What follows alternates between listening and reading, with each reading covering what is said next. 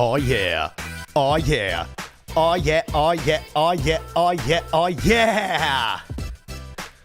Ladies and gentlemen, welcome back to Social Authority with Pat Hilton. Well, isn't this just an interesting day? All right, let's dive into it. Monetization jumpers. What does that mean? That means there are people on the internet especially that like to jump from one thing they sell to the next thing they sell to the next thing they sell to the next thing they sell. They're always selling something new. And you can always tell when someone's full of shit because every 2 weeks they have something new to sell you. They're not an expert at anything because they'll sell you anything. And we call these people monetization jumpers. And in the year 2025, these people are so easy to identify. And we've seen the Baller Busters reports. Everybody's seen it. We've seen all these gurus getting called out. I don't need to name any of their names. You already know who they are. And this is going to become more and more prevalent in our space because the internet has made it very, very easy to identify who's doing it right and who's full of shit. And so it's really simple.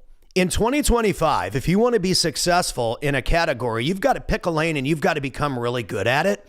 And you've got to stick with it for a long time. Like, I'm not going to pay you any money for your ChatGPT prompt. Just make it free. I'm not going to pay you any money for you to show me how to monetize my podcast. If you have to charge me money to teach me how to monetize my podcast, you're probably not even monetizing your podcast, or you wouldn't need to teach me how to do it. That's how you're making money monetizing your podcast, is selling people on how to monetize their podcast. Listen, this stuff is so ridiculous. Go out and provide a great service for people. Here's a great example. I have a friend who was in real estate. He was in real estate and he did the Burr method, and he did the Burr method very, very well. He got to a point where he had this big portfolio of homes, but he really wasn't making money. And so he's like, well, why don't I try and sell some coaching to go along with it? Maybe it'll help me with my deal flow. It'll help me build my community. It'll help me bring more people into the pipeline. And it did help. And what he realized was that real estate wasn't even going to get him the numbers that he really wanted.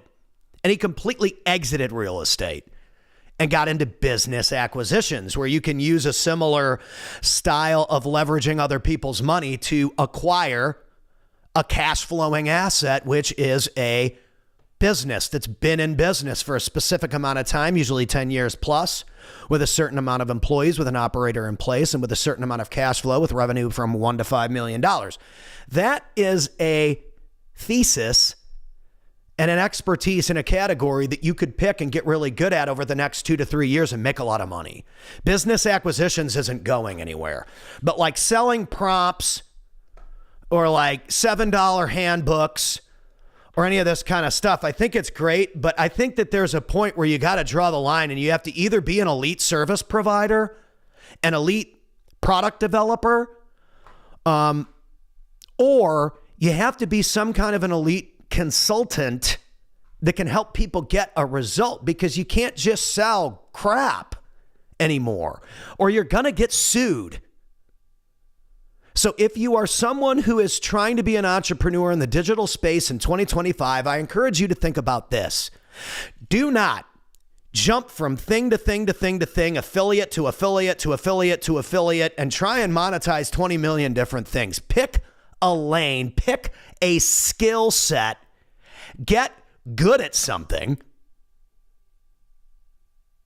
then take that skill set and help other people integrate that skill set into their businesses.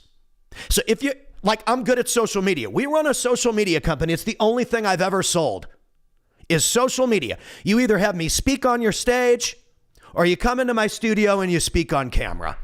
I'm either speaking or you're speaking. And we're speaking on camera or we're speaking on stage. I don't sell anything else. I don't have anything else to sell. I'm an entertainer. I've been doing this since I was a kid. I can go live on Facebook. My streams look better than almost anyone on this network. I'll put my live stream capabilities up against anyone's studio.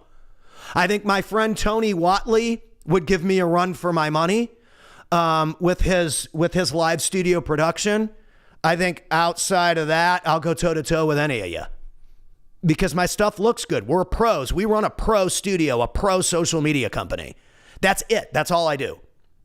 I don't do real estate. I don't do wholesaling. I don't do loans. If you want a loan, go hire my buddy Tim Harridge. He'll help you with your loan. If you want to learn wholesaling, go talk to RJ Bates. But don't talk to these monetization jumpers that are going from one thing to the next thing, to the next thing, to the next thing, to the next thing. And then when all their business stuff fails, what do they sell you?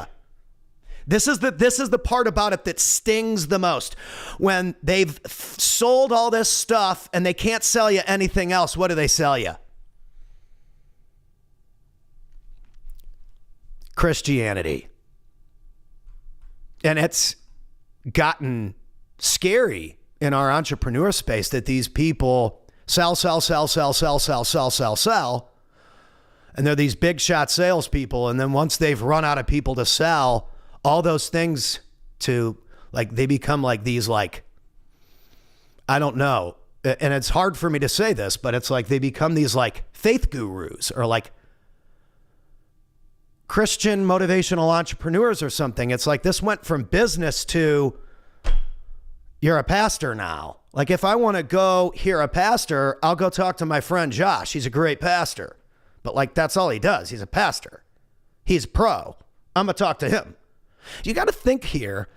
Who are the pros? Who are the industry leaders? Industry leaders don't have to do that kind of stuff. They don't have to jump all over the place because they're the leader.